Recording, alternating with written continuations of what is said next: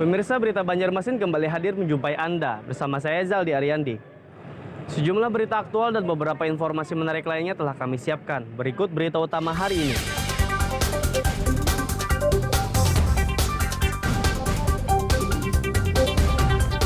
Seorang kakek di hulu Sungai Tengah mencuri organ tubuh jenazah untuk kekebalan.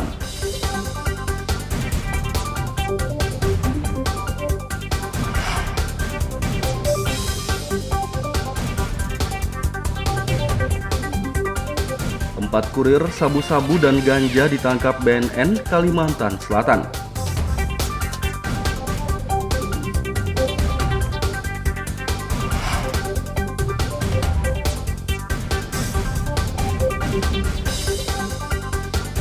Jembatan rusak di Kabupaten Batola membahayakan pengendara.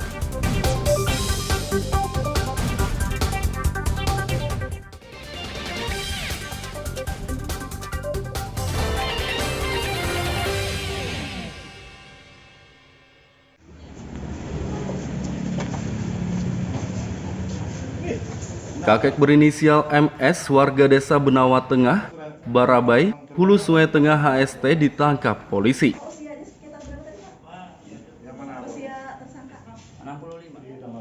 Pria berusia 65 tahun ini mencuri organ tubuh jenazah berupa sepasang kelopak mata dan alis. Perbuatannya ketahuan pada Selasa lalu karena keluarga jenazah melihat lansia tersebut memasukkan sesuatu ke kantong celana. Saat keluarga memeriksa jenazah, alis dan kelopak matanya telah hilang. Di rumah MS, polisi menemukan 88 potongan kelopak mata dan alis. Kuat dugaan, organ tubuh tersebut digunakan untuk kekebalan. Jenazah SD, jenazah SD dan kelopak mata yang kedua dan menyerahkan kulit yang sudah telah dia ambil. Adapun modus operandi, pelaku melakukan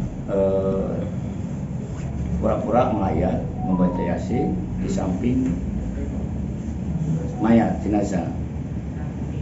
Apabila sepi, dia akan menyayat dengan cara menyayat dengan pisau silet dan memasukkan ke plastik dan dimasukkan kantung dan baru dia meninggalkan lokasi. Dalam pengembangan interogasi juga, yang mana dia juga melakukan sehari sebelum di desa Matang Bawang ada juga orang meninggal yang jenazah alias BR, yang mana dia juga melakukan mengambil kulit kedua alis matanya korban dan berpura-pura untuk melayat. MS mencuri organ tubuh jenazah selama 2 tahun terakhir dengan modus melawat, kemudian duduk di samping jenazah korban dan berpura-pura membaca Yasin. Saat keluarga korban dan pelawat lainnya lengah, tersangka mengambil kelopak mata dan alis korban.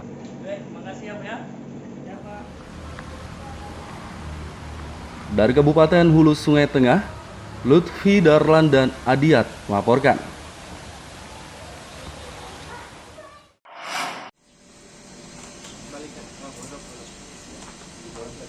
Empat kurir narkoba ditangkap Badan Narkotika Nasional BNN Kalimantan Selatan. 4 tersangka berinisial AB, NA, KN, dan MI. Mereka ditangkap di tempat berbeda selama bulan Juni lalu. Dari keempat tersangka ini, BNN menyita 600 gram sabu-sabu dan hampir 1 kg ganja kering. Barang haram tersebut dipasok dari Batu Licin, Kabupaten Tanah Bumbu, dan Medan, Sumatera Utara. Jadi total barang bukti yang kita ungkap sepanjang bulan Juni ini kurang lebih 600 gram atau setengah kilo lebih. Jadi cukup signifikan dari pengungkapan yang kita lakukan secara kualitas. Nah, yang ingin saya sampaikan bahwa memang dari pengungkapan ini merupakan jaringan antar kabupaten dan juga antar provinsi, karena barang bukti yang kita dapatkan ini masih kita duga berasal dari Kalimantan Timur maupun dari Kalimantan Barat melalui Kalimantan Tengah. Barang bukti sabu-sabu dan ganja kering tersebut langsung dimusnahkan BNN setelah gelar perkara Kamis siang. Dari Banjarmasin, Lutfi Darlan dan Fahrulani melaporkan.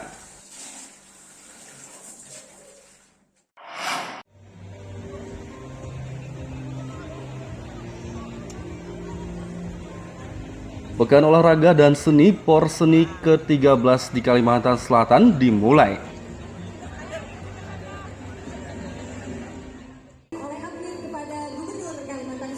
Perlombaan olahraga dan seni antar mahasiswa Politeknik ini dibuka Gubernur Sahbiri Nur di Gor Hasanuddin HM Banjarmasin Kamis pagi.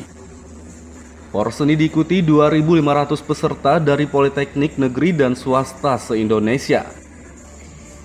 Ada 15 cabang olahraga yang dipertandingkan, yakni voli indoor, voli pasir, futsal, taekwondo, pencak silat, karate, panjat dinding, atletik, basket, kartu, bulu tangkis, catur, e-sport, kempo, dan tenis meja. Sedangkan cabang seni ada 7, yaitu fotografi, kaligrafi, karikatur, monolog, puisi, bernyanyi, dan stand-up komedi. Berjumlah sekitar 2.000 orang yang hadir. Apa harapannya melalui kursi ini Pak? Harapannya adalah kita bisa memberikan kontribusi yang terbaik. Mudah-mudahan dari sini muncullah bibit-bibit atlet yang bisa nanti berprestasi baik di tingkat nasional maupun tingkat internasional. Sudah ada Pak sampai ini jebolan dari persegi?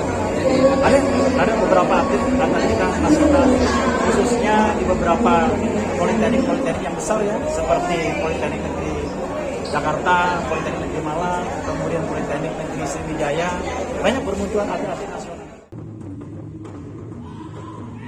Porse ini digelar selama 7 hari, yakni dari tanggal 14 hingga 20 Juli mendatang.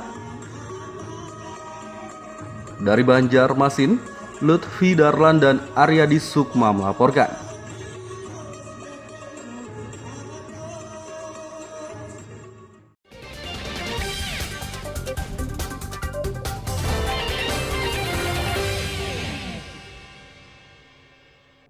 Pemirsa masih bersama kami dalam Berita Banjarmasin.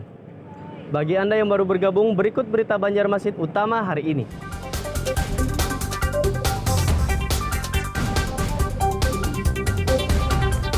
Seorang kakek di hulu Sungai Tengah mencuri organ tubuh jenazah untuk kekebalan.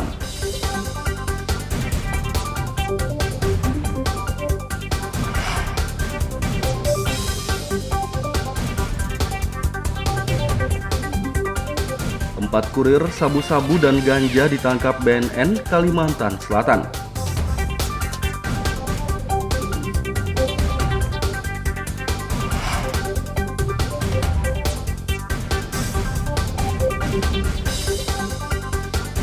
Jembatan rusak di Kabupaten Batola membahayakan pengendara.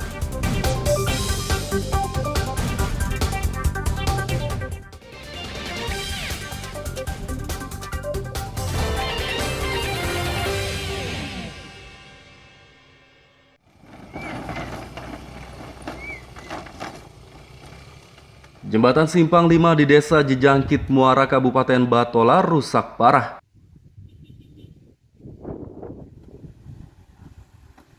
Jembatan berkonstruksi kayu ulin sepanjang 80 meter ini membahayakan pengendara karena lantainya banyak yang patah.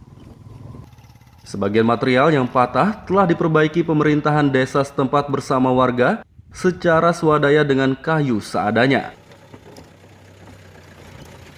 Kades Jamhari berharap pihak terkait membangun ulang atau memperbaiki jembatan dengan bahan yang lebih kokoh. Jembatan Simpang 5 itu rusaknya sudah, pokoknya lawas sudah rusak, beberapa kali rusak dan diperbaiki oleh swadaya masyarakat. Karena jembatan itu satu-satunya jembatan untuk menuju ke Kabupaten Banjar maupun mobil dari manapun kalau mau ke Martapura pasti lewat sana. Seandainya jembatan itu bagus, makin lalu lintas jalan makin ramai karena jembatan itu sudah rusak. Jadi ya keadaannya mungkin seperti itu, jembatannya banyak tambalannya karena rusaknya sudah beberapa kali diperbaiki oleh swadaya masyarakat. Jembatan ini menghubungkan Desa Jejangkit dengan Desa Bahandang, Kecamatan Jejangkit, Batola. Dari Kabupaten Batola, Lutfi Darlan dan Ibrahim melaporkan.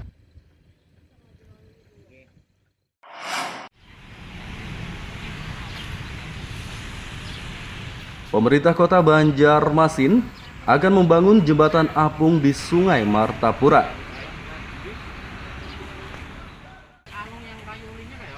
Pembangunan jembatan berbahan kubus mengapung tersebut dimulai pada pekan ini. Jembatan sepanjang 40 meter itu bakal menghubungkan Siring di kawasan Sungai Baru dengan Siring Jalan Pertendean. Nyerong Mas, memang karena di bawah jembatan itu kan tidak bisa dilalui kalau waktu pasang karena memang pondasi bawah dari jembatan Dewi kan rendah. Jadi kita mencoba mengakali supaya bagaimana orang bisa tetap masuk. Kalau kita ke bawah ke tengah kan terlalu beresiko dengan aliran air yang ada. Jadi kita ya berkompromi lah bagaimana supaya tidak membahayakan dan lokasi yang di ininya juga dapat gitu. Jadi posisi ini serong ya? Serong, nanti rencana serong. Memang serong. Kalau dipepetkan ke daratan juga nggak bisa karena memang ruang di bawahnya sempit sekali. Kalau jangankan pasang, kondisi yang normal aja orang nggak bisa lewat gitu. Itu nanti ada pengaman kayak pagar kan Pak, untuk yang melalui kubus apung itu nanti Pak? Insya Allah ada, di dalam perencanaan tuh sudah ada. Sudah ada masuk pagar untuk pengaman ya, untuk lewat ya. Rencananya dibangunnya mulai kapan, Pak? Minggu ini sudah rencana, insya Allah sudah mulai action ya. Rencana sudah mulai berencana. Jembatannya menelan anggaran 4,5 miliar rupiah tersebut ditarget rampung Oktober mendatang. Dari Banjarmasin, Lutfi Darlan dan Hudael melaporkan.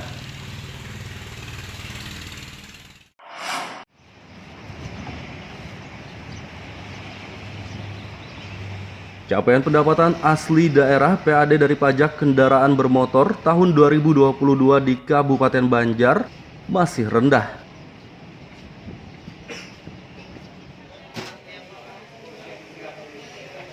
Kepala UPTD Samsat Martapura Zulkifli menjelaskan, target PAD tahun 2022 untuk pajak kendaraan bermotor atau PKB 93,4 miliar rupiah. Hingga bulan Juni lalu, data capaiannya masih rendah, yakni 44,6 miliar rupiah atau kurang dari 50%. Meski demikian, ia optimistis target PAD untuk pajak kendaraan bermotor dapat tercapai pada akhir tahun nanti. Nah, kemudian untuk pajak air permukaan, target yang ditetapkan adalah 6,9 miliar.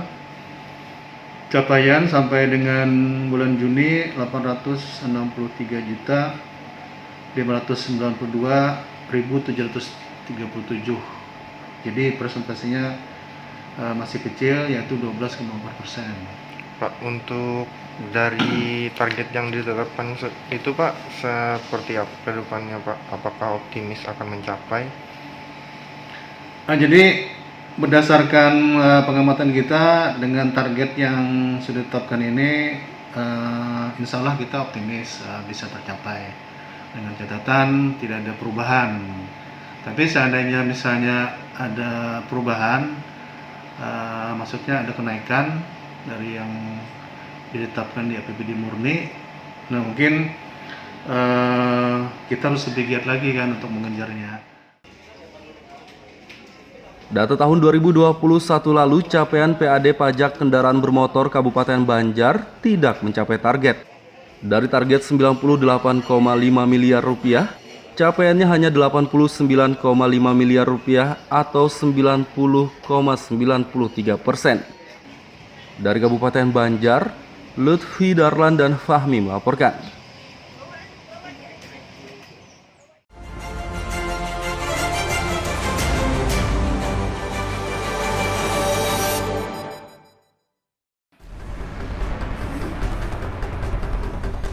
10 tersangka peredaran dan penyalahgunaan narkoba di Kabupaten Tapin ditangkap polisi. Para tersangka yang terdiri dari pengedar dan pemakai tersebut ditangkap selama bulan Juni 2022.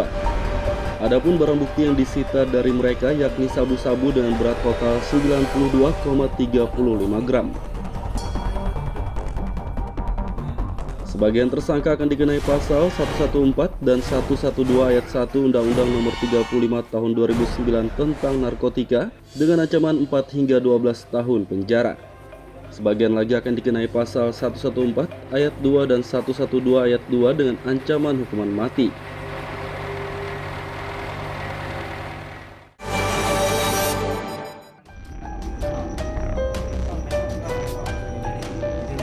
Tersangka pengedar narkoba berinisial MS, warga Gang Anggrek, Klayan, Banjarmasin Selatan ditangkap polisi.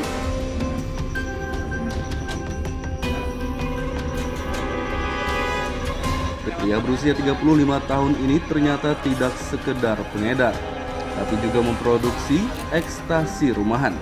Saat menangkap MS pada 7 Juli lalu, polisi menyita barang bukti 43 butir ekstasi, 4,13 gram sabu-sabu, sejumlah peralatan dan bahan kimia untuk memproduksi ekstasi. Tersangka mengaku belajar membuat ekstasi melalui panggilan video dengan seseorang di Jakarta.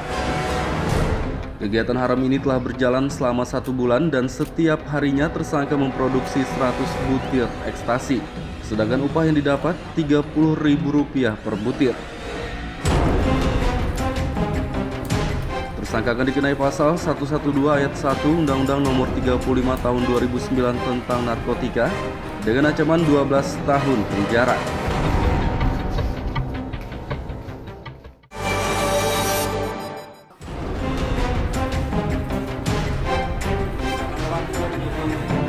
Tersangka pencurian berinisial SR, warga Antasan Kecil Timur, Banjarmasin Utara, tertangkap warga saat hendak mencuri.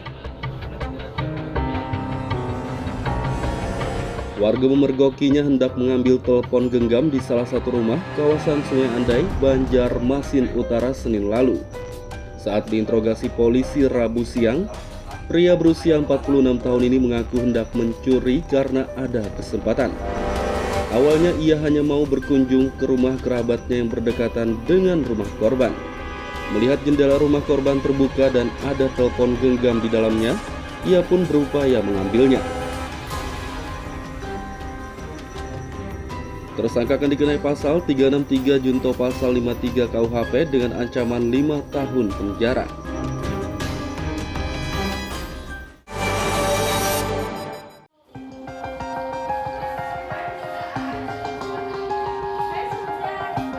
Badan Narkotika Nasional BNN menggelar tes urin bagi aparatur sipil negara ASN di lingkup pemerintahan Kota Banjarmasin Rabu pagi. Tes urin digelar di Aula Kantor Kepegawaian Daerah Pendidikan dan Pelatihan BKD Diklat, diikuti puluhan ASN. Sayangnya awak media tidak boleh masuk ke tempat penyelenggaraan tes urin tersebut karena kegiatan ini dianggap rahasia. Salah satu ASN, Mahrita, menyambut baik kegiatan ini agar tidak ada lagi ASN yang menggunakan narkoba. Sebelumnya pada Juni lalu, ada satu ASN di lingkup pemerintahan Banjarmasin yang diperiksa polisi karena pernah memakai narkoba. ASN tersebut telah dibina pemerintah agar tidak mengulangi perbuatannya.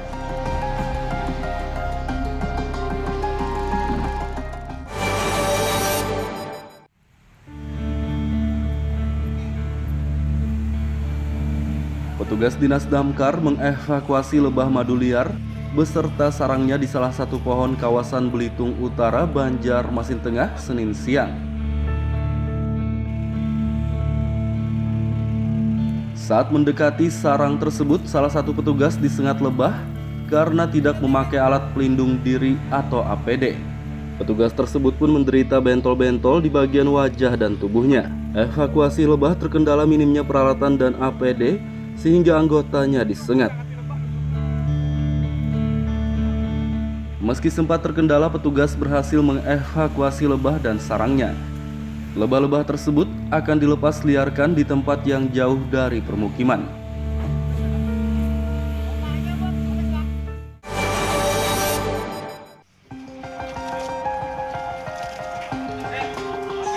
Hari pertama Idul Adha, Dinas Ketahanan Pangan, Pertanian dan Perikanan DKP 3 Banjarmasin menemukan cacing hati pada sapi Minggu pagi. Cacing berbentuk pipih itu ditemukan pada seekor sapi di salah satu lokasi penyelenggaraan kurban. Petugas DKP 3 meminta panitia kurban memisahkan hati tersebut dan hanya membagikan dagingnya saja. Hewan yang terinfeksi cacing hati dapat mengakibatkan mual, pusing, muntah-muntah, dan diare jika dikonsumsi. Sedangkan dagingnya dipastikan aman dan boleh dikonsumsi.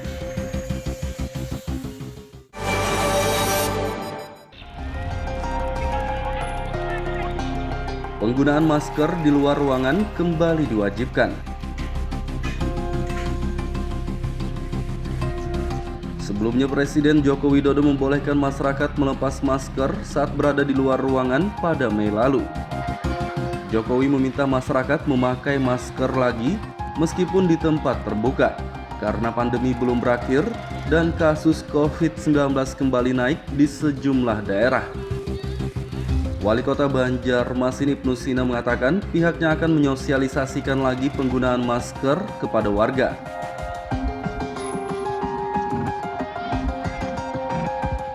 Data sementara Dinas Kesehatan, kasus positif COVID-19 di Banjarmasin 36 orang.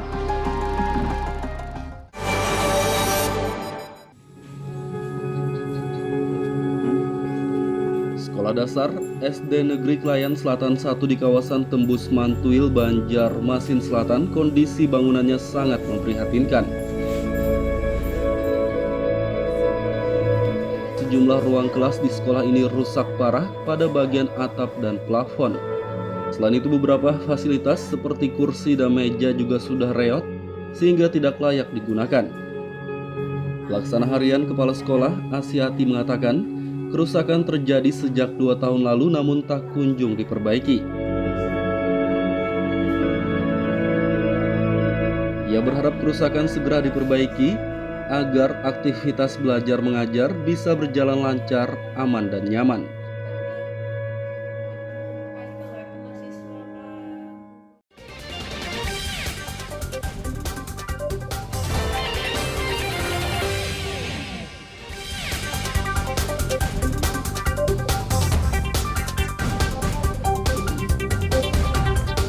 Seorang kakek di hulu Sungai Tengah mencuri organ tubuh jenazah untuk kekebalan.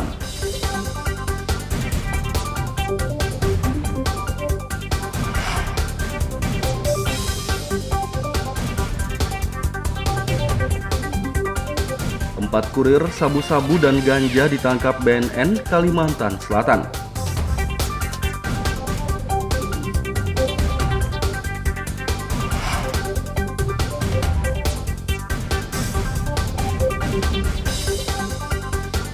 Jembatan rusak di Kabupaten Batola membahayakan pengendara.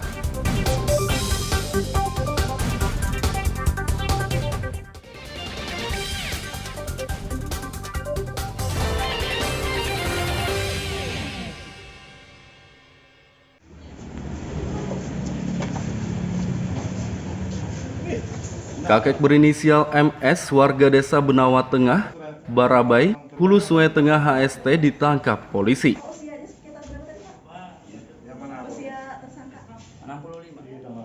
Pria berusia 65 tahun ini mencuri organ tubuh jenazah berupa sepasang kelopak mata dan alis.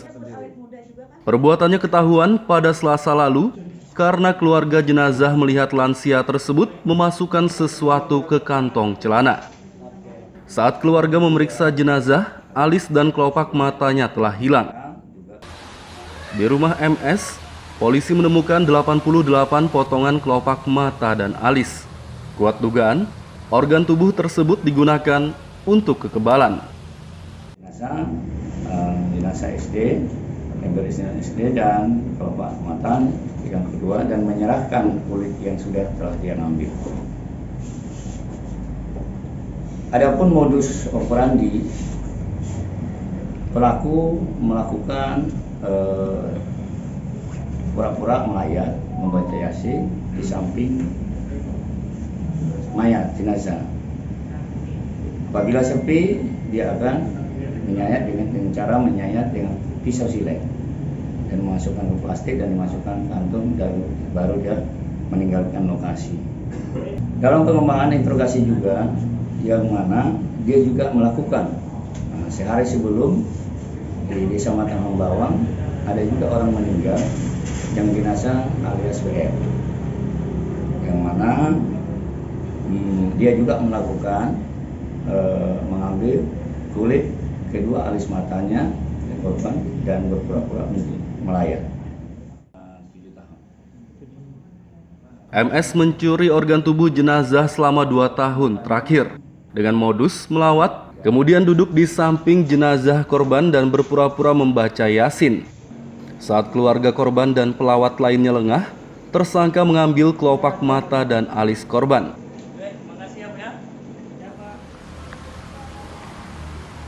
Dari Kabupaten Hulu Sungai Tengah, Lutfi Darlan dan Adiat melaporkan.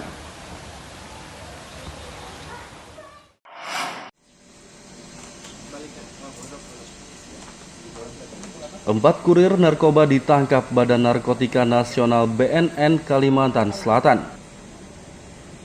4 tersangka berinisial AB, NA, KN, dan MI. Mereka ditangkap di tempat berbeda selama bulan Juni lalu. Dari keempat tersangka ini, BNN menyita 600 gram sabu-sabu dan hampir 1 kg ganja kering.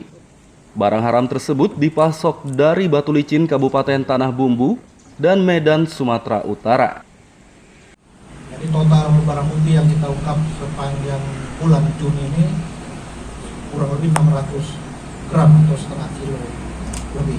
Jadi cukup signifikan dari pengungkapan yang kita lakukan secara kualitas. Nah, yang ingin saya sampaikan bahwa memang dari pengungkapan ini merupakan jaringan antar kabupaten dan juga antar provinsi, karena barang bukti yang kita dapatkan ini masih kita duga berasal dari Kalimantan Timur maupun dari Kalimantan Barat melalui Kalimantan Tengah.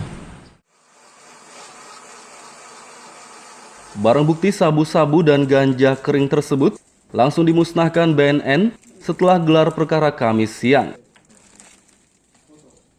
Dari Banjarmasin, Lutfi Darlan dan Fahrulani melaporkan.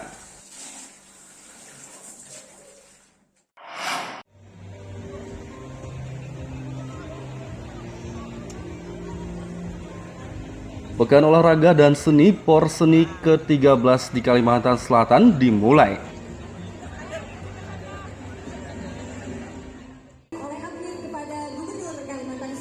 Perlombaan olahraga dan seni antar mahasiswa Politeknik ini dibuka Gubernur Sahbiri Nur di Gor Hasanuddin HM Banjarmasin Kamis pagi.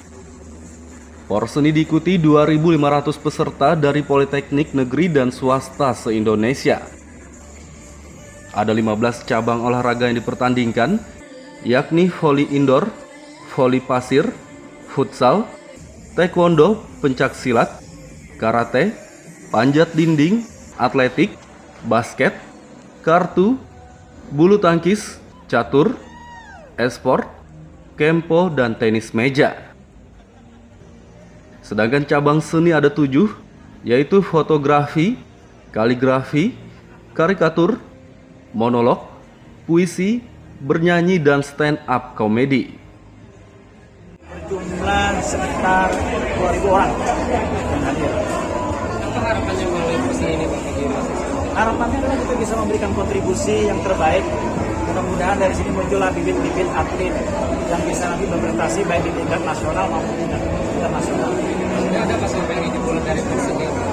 Ada beberapa atlet kita nasional, khususnya di beberapa politeknik yang besar ya, seperti Politeknik Negeri Jakarta, Politeknik Negeri Malang, kemudian Politeknik Negeri Sriwijaya, banyak bermunculan atlet-atlet nasional. Porse ini digelar selama 7 hari, yakni dari tanggal 14 hingga 20 Juli mendatang. Dari Banjarmasin, Lutfi Darlan dan Aryadi Sukma melaporkan.